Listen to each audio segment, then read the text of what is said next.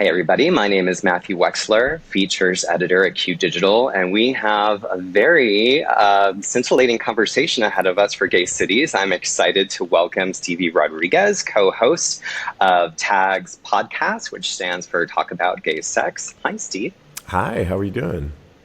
I'm doing really good, and I am very intrigued and a little bit nervous about the direction this conversation is going to Okay. go. But that's exactly why we're having it. We're talking about sexual progressiveness and travel and what it means for queer folks to be out in the world having a great time when they're traveling and experiencing all the things that they want to experience in ways that are safe and consensual. I'd love to hear from you before we get into the travel aspect, a little bit more about the podcast, how it started, why it started. We started in our living room, in my living room floor in New York, after a night of being out talking with my friends, one of which became my co-host, Jeremy Ross Lopez, talking about our sexcapades or relationships or sex conundrums. Gay Cities, as you're probably aware, is really a go-to source for all kinds of content and resources, sexual and otherwise, when queer folks are traveling. We just relaunched with some incredible enhancements to the site. We have more than 13,000 listings worldwide, daily content. I'm curious how you pack for travel when it comes to sexual preparedness. And when I was thinking about that question, I think it's sort of twofold. There's like literally what's going into your suitcase, your luggage, whether it's a lubricant or if you use condoms or other sort of safe sex practices. And then I guess there's the mental preparedness as well. Packing mentally is just as important as what you put in the suitcase. But of course, when you're packing, I mean, number one for me, and I know it's just an obvious one, is all my SPF. We want to look good. We want to continue to look good throughout the years as we become of a certain age. And so SPF for my face and body. I love a good nude beach, so I want to cover my whole body with that. So that's number one. Underwear is definitely priority. And when I'm talking about underwear, I'm talking about jock straps for me in particular. Okay. You want to look sexy. You want to feel comfortable. You know, it's not the time. If you're into Fruit of the Loom, great. But I think it's the time to leave it at home. Is that what you're saying? I'm saying kind of leave it at home. Hey, if you're a fan of it, great. And then there's things that are important, like, of course, if you are taking Truvada or PrEP, I ran into a situation recently where my PrEP was going to run out. And so I contacted my doctor. I'm going to be overseas. And I coordinated with him and my pharmacist to get me enough to last me during this trip. So you want to look at things like that as well, so that you're keeping yourself safe. We want everybody to be safe. If you're planning on having sex on a trip, you want to be, if you're bottoming, I think you want to be prepared. And there's all kinds of things that are natural you can take. I mean, I'm a big fan of Pure for Men, which essentially is just prepares you for cleaning down there.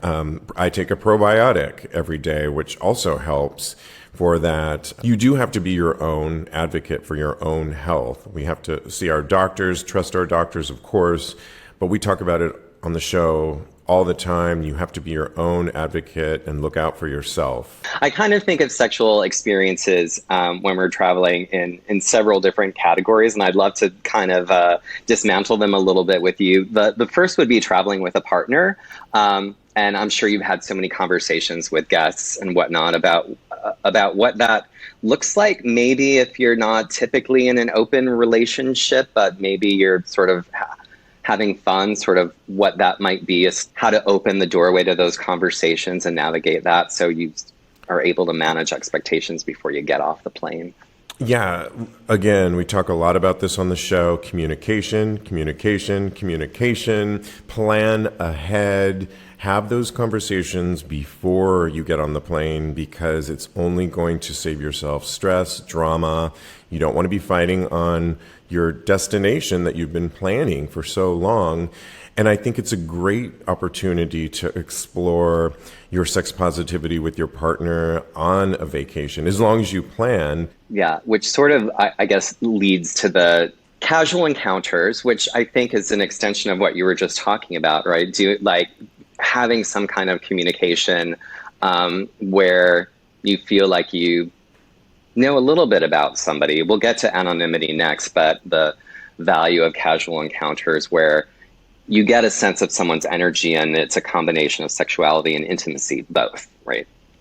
Right. I think travel is a great opportunity to explore things that you don't have time to explore in your day-to-day life. And so with friends or partners, you can explore these things and navigate things that you maybe wanted to try. Maybe there's a fetish out there that you hadn't had an opportunity to talk to with anybody or even admit to yourself.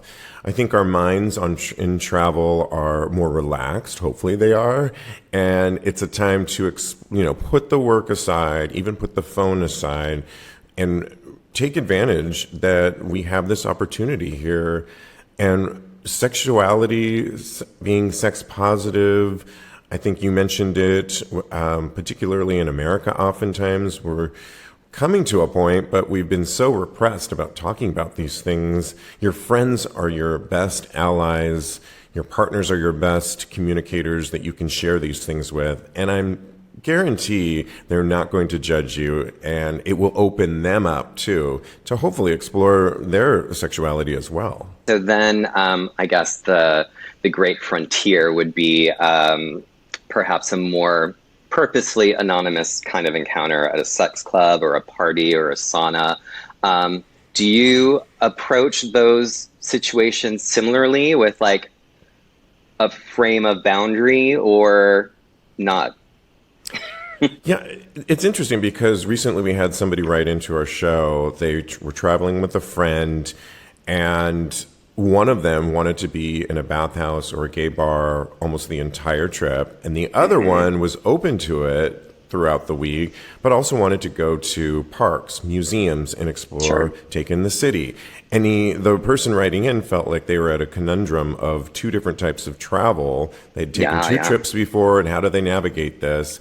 We were giving advice to the point where, again, communication. You need to, maybe there's a middle ground that you can kind of explore, and it can be beneficial for all. I think it's important to know who you're traveling with and what their expectations are. I'm a big proponent of solo travel too.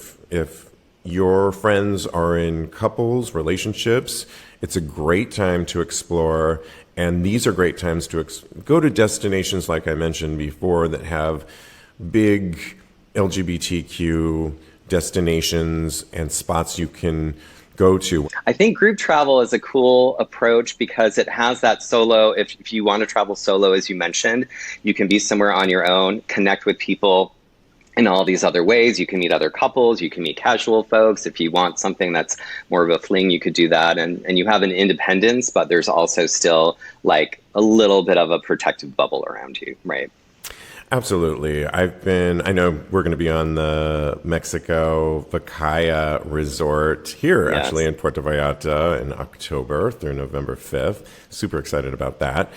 I have been on Vacaya cruises before. I was in one on the Caribbean cruise in February.